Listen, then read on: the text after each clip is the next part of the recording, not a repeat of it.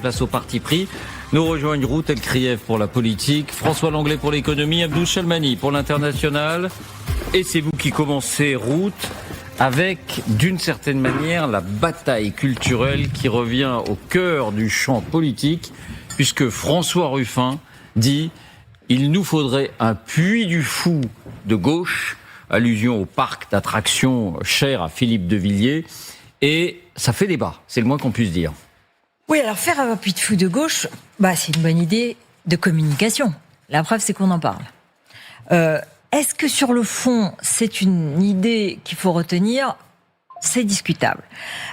Rappelons effectivement d'où vient cette idée. C'est François Ruffin qui, en lançant sa campagne là en ce moment avec son mouvement Debout, lance un certain nombre d'idées. Et il était à Nantes la semaine dernière devant des artistes.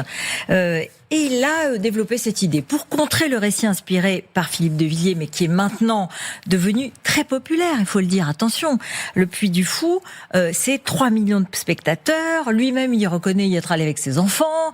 C'est le deuxième parc d'attractions en termes de fréquentation en France. Et puis qui a une aura internationale. Hein. Donc c'est quelque chose qui est assez intéressant. Mais alors, François Ruffin dit, c'est en gros l'histoire revue par l'extrême droite, et donc nous, il faut qu'on fasse l'histoire vue par la gauche. Alors, au passage, Nicolas de Villiers, qui est le fils de Philippe de Villiers, qui est maintenant le vrai patron du parc d'attractions, dit, sur Europe 1, le Puy du Fou n'est ni de droite ni de gauche, c'est universel. En réalité, on peut pas nier que c'est quand même un spectacle à la gloire des contre-révolutionnaires et de la monarchie, mais pourquoi pas ? Et la question, c'est d'où ça doit venir et de qui ça doit venir. Est-ce que ce sont les politiques qui doivent guider l'art, ou est-ce que ce sont les artistes, ou peut-être les historiens, sur les conseils des historiens ? Écoutez François Ruffin. Je veux qu'on ait notre récit qui traite de l'esclavage, qui traite de nos pages sombres et de nos pages de lumière. Et je pense qu'on doit porter l'idée qu'on doit avoir un Puy du Fou de gauche. Bon, allez, je balance sa formule comme ça. Et quelque part, je sais que vous accueillez Thomas Joly. Je considère que ce qu'il a fait au moment des Jeux Olympiques, ce qu'a été les Jeux Olympiques, a constitué en partie, pour moi, sur une journée un Puy du Fou de gauche. Alors, sur le moment, on peut être intéressé, on peut se dire, François Ruffin montre qu'il a la conscience que les Français, y compris et peut-être surtout ceux des catégories populaires, ont besoin d'avoir un récit national, une épopée, des repères, et c'est pas honteux, et on peut les mettre en scène. D'ailleurs, au passage, il est opposé à la théorie de Jean-Luc Mélenchon sur la Nouvelle-France. Vous savez, il lui dit, au contraire, c'est un découpage de la France en segments, et cette Nouvelle-France de Mélenchon, elle se fonde sur une base aussi spatiale que raciale. Donc, sur le fond, mais sur la méthode, je reste dubitative. Effectivement, le spectacle de Thomas Joly au JO a été salué, mais il a aussi été très critiqué. Et puis, la différence, c'est qu'il n'émanait pas d'un politique. C'était un artiste qui avait revu l'histoire de France à sa façon. Parce que, en fait, si on considère que le Puy du Fou fait un usage idéologique de l'histoire, ou bien même commet des erreurs, alors il faudrait faire la même chose ? Monter un grand spectacle qui met en valeur les uns et oublie les autres, un projet d'abord mu par un projet politique plutôt qu'historique et artistique, c'est un peu contradictoire. D'ailleurs, des historiens s'insurgent et ils disent « laissez l'histoire aux historiens ». C'est déjà la première règle, et ne l'instrumentalisons pas à des fins politiques. Les historiens plutôt classés à gauche, c'est le cas de Nicolas Hoffelstadt, même s'il s'en défend, mais il est chroniqueur à l'Humanité, je crois. Oui, et franchement, ça m'a intéressé, ça m'a surprise, parce que tout de suite, il a dit c'est le niveau zéro de la réflexion. C'est ça. Carrément. Il y a eu beaucoup de réflexions sur le rôle de l'histoire en société qui permettent d'être moins primitifs. Dommage que la gauche se coupe des discussions de fond. Donc très sévère. Et puis un autre, le médiéviste William Blanc, qui a dit mais ça sera toujours un truc imposé d'en haut, auquel tout le monde devra adhérer. Et comment on construit le récit ? Ce sont les politiques qui jouent constamment leur réélection. Certains moments du passé qui seront trop chauds pour être abordés vont être enterrés. D'autres événements vont être mis en valeur. En gros, l'extrême droite, l'extrême gauche, la droite ou la gauche manipulera entre guillemets l'histoire. Et il donne des exemples qui inquiètent. Par exemple, on va faire passer Jeanne d'Arc pour une femme de gauche, les sorcières comme les premières féministes. Tiens, ça tombe bien parce qu'en vérité, c'est déjà le cas chez les décoloniaux. Ils réécrivent déjà allègrement l'histoire, eux aussi, à leur façon. Et c'est vrai qu'on a déjà ce cas-là. Par exemple, les sorcières décrites comme des féministes, c'est un classique des décoloniaux et des féministes. Donc on voit bien comment l'histoire peut être instrumentalisée ou trompeuse. Et ces historiens veulent garder la démarche scientifique, remettre chaque personnage dans son contexte, chaque événement dans sa genèse et dans sa complexité. Et ils ont raison. Mais les historiens, vous allez me dire, eux aussi ils ont une sensibilité politique, ils ont une forme de biais, mais c'est vrai, oui bien sûr, ils ont des opinions aussi. L'important c'est de lire plusieurs historiens, pour d'avoir une culture la plus large possible et de se faire sa culture. Et ça n'est pas seulement un seul historien. D'ailleurs, il y en a un autre, Arnaud Fossier, qui lui appelle à mener la bataille culturelle dans le spectacle vivant et qui a d'ailleurs donné un peu cette idée du Puy du Fou de gauche. Ce qui compte, c'est que les politiques ne pensent pas à réécrire l'histoire pour reconquérir les électeurs. Leur parler des véritables problèmes, ne pas les taire, ne pas les cacher sous le tapis du politiquement correct, c'est bien plus utile. Et d'ailleurs, François Ruffin, dans cette galaxie de gauche et de l'extrême gauche, est celui qui en a le plus conscience, parce qu'il a parfois fait des pas de côté, par exemple sur la sécurité ou sur d'autres sujets. Et le fait qu'il évoque cette idée d'histoire nationale aussi, d'une certaine façon, c'est pas très bien vu en général. Mais à chaque fois, il se reprend pour revenir dans le rang et pas être trop blacklisté. Donc c'est toujours assez décevant quand même à la fin. Bon. Vous connaissez Gramsci? Oui. Gramsci, c'était un intellectuel marxiste qui disait le combat se gagne d'abord sur la culture, sur les idées, sur le récit du monde. Écoutez, moi j'ai fait mes études d'histoire dans une université très à gauche qui était Jussieu, et genre en histoire, on n'étudiait pas François Furet, considéré comme étant de droite. Donc j'ai lu de mon côté. Historien de la Révolution française. Je considère qu'en France, on a quand même tendance à être très caressant avec la Révolution française, avec des horribles personnages comme Robespierre. Donc il y a déjà une hégémonie, j'allais dire, d'une lecture de gauche qu'on retrouve. Moi, à la fac, justement, je voulais aller à Jussieu justement pour me confronter, et c'était extrêmement intéressant parce que mes profs repéraient que j'avais quand même, j'étais allée lire l'interdit. Et ensuite, si on fait ça, un Puy du Fou, j'espère qu'il y aura le pommier de l'Ayatollah Khomeini à Neuf-le-Château, en dessous duquel il se tenait. Il faisait exprès de se mettre là au moment où les intellectuels arrivaient, et d'avoir dans le spectacle Sartre, Beauvoir, Foucault en pamoison, qui voyait cet homme de sage, c'était limite Gandhi sous son pommier en train de prier, et avec cet amour de l'anti-impérialisme qu'ils partageaient tous. J'espère qu'on aura des séquences comme ça dans ce cas-là. Ah, c'est pas sûr. Hein. Non. Je croyais que j'allais parler des heures sombres. C'est tout le problème. Je sais pas, je vois les choses un petit peu différemment. Enfin, je comprends bien ce qu'il a voulu dire. Oui, c'est pour ça que c'est intéressant. C'est au fond que la gauche se réapproprie l'identité nationale. C'est pas exactement c'est quand même ce qu'il quelque a chose dit, que... Non, mais enfin, c'est comme ça que je le lis, connaissant Ruffin, enfin l'écoutant de Oui, temps c'est en pour ça temps. que j'ai dit ça, c'est vrai. Et de ce point de vue, vous avez raison de faire le parallèle, enfin l'opposition avec Mélenchon. Et Mélenchon nous propose une France dont les fondations sont mouvantes. C'est même ça son projet, c'est que ces frontières elles-mêmes, frontières culturelles, sont très poreuses. Et là, Ruffin nous dit le contraire. Et parce qu'on ne peut qu'être admiratif devant ce qu'a fait la famille de Villiers du Puy du Fou. Il y a là quand même un lieu reconnu par les Français, et où l'histoire nationale. Alors on peut critiquer, c'est vrai que les débats entre scientifiques auront toujours lieu. C'est pas exact, tout à fait. Peu importe, sur le plan symbolique, c'est formidable. Un spectacle, c'est subjectif. Et ça manque à la gauche aujourd'hui. C'est un spectacle, c'est subjectif. Voilà. Mais c'est symbolique. Mais c'est pas les politiques qui doivent le faire. C'est des artistes qui doivent décider de relire l'histoire et de nous raconter un peu partie de l'histoire avec du talent. On imagine mal que lui veuille le construire. Enfin, je ne sais pas. Mais en tout cas, il le développe. Il prétend pas le construire lui-même. Mais l'appel à le faire me paraît assez révélateur de quelque chose d'intéressant à gauche, c'est-à-dire la nécessité de se réancrer. C'est pas mal. Et le récit national, grand public. Parce que Abnous a raison, c'est vrai que souvent, la gauche, on peut pas dire qu'elle soit minoritaire en ce qui concerne les récits de l'histoire académique, universitaire, les travaux de recherche. Mais là, on parle de grand public, 3 millions de visiteurs par an. Le Puy du Fou est un spectacle grand public, et ça, effectivement, la gauche, pour l'instant, n'a pas été capable de faire la danse des 7 voiles au peuple. François, votre parti pris économique, quand les milliardaires et les milliardaires étrangers nous sauvent de l'influence chinoise, vous nous parlez de ce qui est en train de se passer à la Fnac Darty. Oui, notre chevalier blanc, pour rester dans la métaphore moyenâgeuse, c'est-à-dire le chevalier blanc contre les Chinois, il est tchèque, en effet. C'est pas un Français, c'est un Tchèque, Daniel Kretinsky, qui déclenche une OPA sur Fnac Darty, qui est un groupe de distribution qu'on connaît évidemment très bien et dont il est déjà actionnaire à hauteur de 28,5%. Alors, si le Tchèque sort son carnet... Oh, je marque un... Refusez, monsieur. Je marque un temps d'arrêt. C'est parce que le deuxième actionnaire du groupe, l'allemand Ceconomy, qui possède lui 21,9% de Fnac Darty, est en passe de devenir chinois.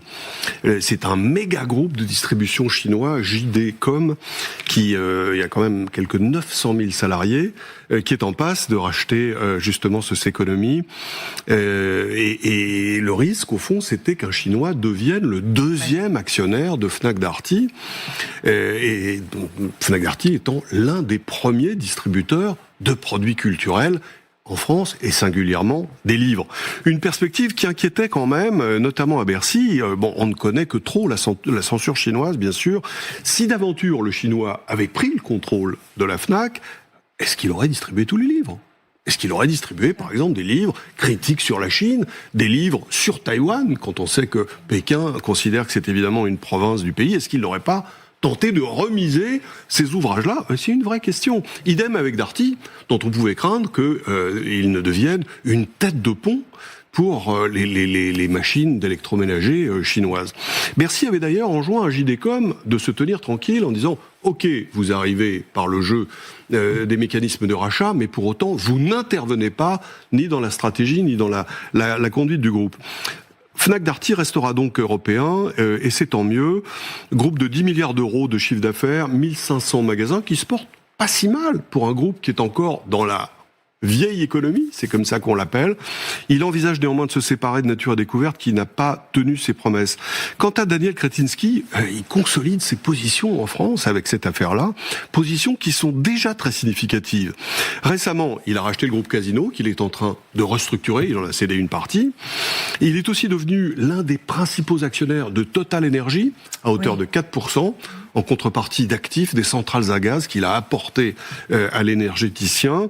Il possède aussi, bien sûr, le groupe d'édition Editis. C'est l'un des principaux éditeurs français. Il n'y a pas qu'en France où il est actif. Il a aussi racheté la Poste Royale britannique, figurez-vous, Royal Mail, et le groupe de distribution Metro. Entrepreneur de 50 ans, qui a débuté ses affaires il y a une vingtaine d'années, en reprenant des centrales à charbon. Et en les faisant fonctionner, il est d'ailleurs toujours propriétaire de centrales à charbon en France. Il s'est diversifié évidemment et développé au point de constituer une fortune personnelle de quelques 10 milliards d'euros. Donc vous dites merci monsieur Kretinsky. Oui. Écoutez, c'est une bonne chose que l'Europe reste au capital majoritaire de cette affaire-là, parce que il y a un enjeu de souveraineté, de stratégie culturelle, et de ce point de vue, c'est heureux. Il est aussi dans la presse et d'une façon non interventionniste, qui est à souligner. Il a des journaux et c'est intéressant. Amnous, votre parti pris international, c'est presque une fable, tel est pris qui croyait prendre quand les initiatives contre l'extrême droite numérique se retournent contre ceux qui les mènent. C'est extraordinaire, ce qui devait être effectivement un outil pédagogique pour sensibiliser les jeunes de 11 à 18 ans contre le racisme, les dangers de la radicalisation en ligne, s'est transformé en des plus spectaculaires retours de flamme de l'histoire récente de la communication gouvernementale. J'allais rajouter, c'est heureux. Amélia, la méchante gothique que vous voyez à l'écran aux cheveux violets, censée incarner le mauvais choix idéologique, donc l'extrême droite, est devenue une icône virale et une héroïne ironique de communautés conservatrices et anti-immigration à travers le monde. C'est un carton plein, mais pour l'autre camp. Alors, c'est vraiment, d'abord, il faut retenir une chose, c'est que édifier la jeunesse, ça marche jamais. Et là, ça marche jamais. Ah non, ça marche jamais. Éduquer la jeunesse. Non, édifier la jeunesse. Ah bon. Éduquer, oui, édifier jamais. Petite nuance. Les adolescents étant les plus vulnérables face à la propagande en ligne, eh bien, il a été les instances compétentes, comme on dit, ont demandé à la société Pathways un jeu interactif pour les aider à combattre le grand méchant raciste. Pathways a donc proposé un jeu, un roman visuel interactif, en gros, pour ceux qui s'en souviennent, les jeux dont vous êtes le héros.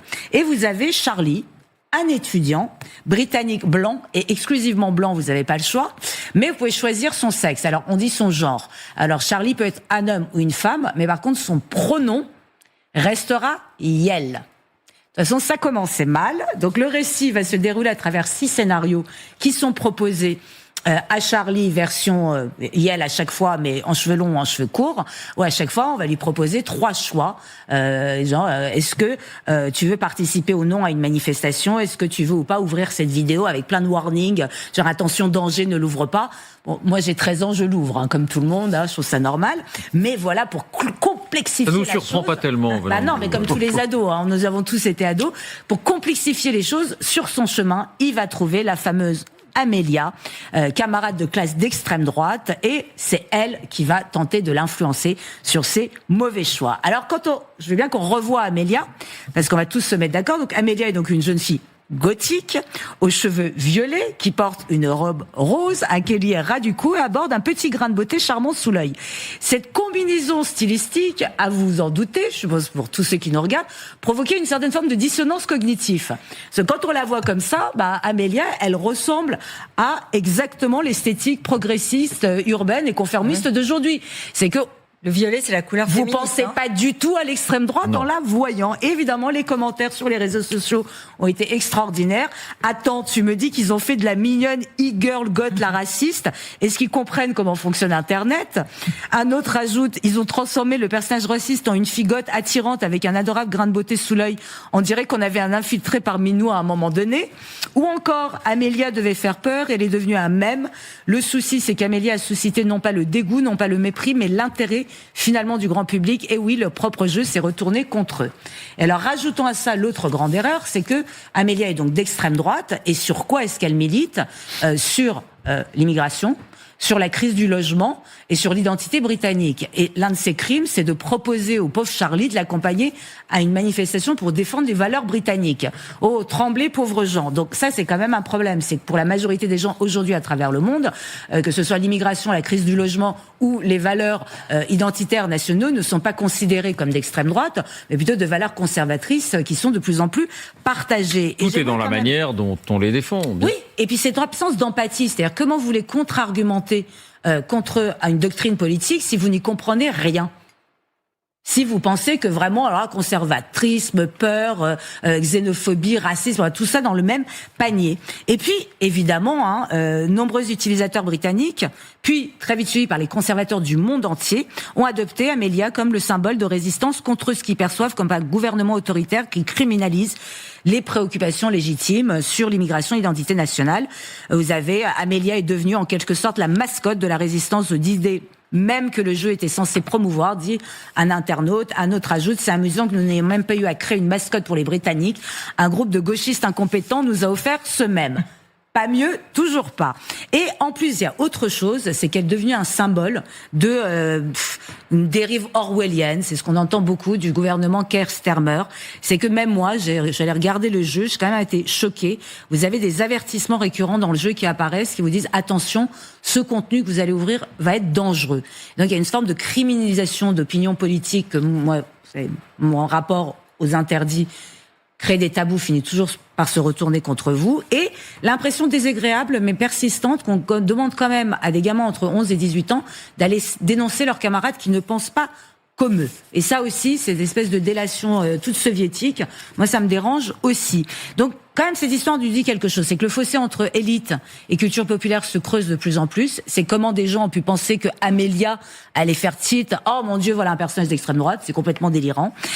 L'impossibilité du débat sur l'immigration, l'instrumentalisation des institutions éducatives. Et c'est là où je vous dis, c'est pas la même chose d'éduquer que d'édifier. Maintenant, là, c'est du formatage idéologique. Pour moi, c'est pas du tout éduquer. Ça veut dire apprendre aux gens l'esprit critique. Et si vous faites bien votre boulot, je déteste cette expression, mais les gens pensent bien et pas mal. Par contre, édifier, vous êtes sûr que la transgression va les amener sur l'autre rive. Et donc Amélia, la gothique aux cheveux violets, restera dans l'histoire d'Internet comme le symbole involontaire de l'échec du gouvernement à contrôler le récit. Et ça, c'est une sacrée bonne nouvelle. Il aura beaucoup été question de récit et d'identité. Mais je pense qu'on en a encore pour longtemps. Merci à vous trois pour ces partis pris. Merci à vous de nous avoir suivis.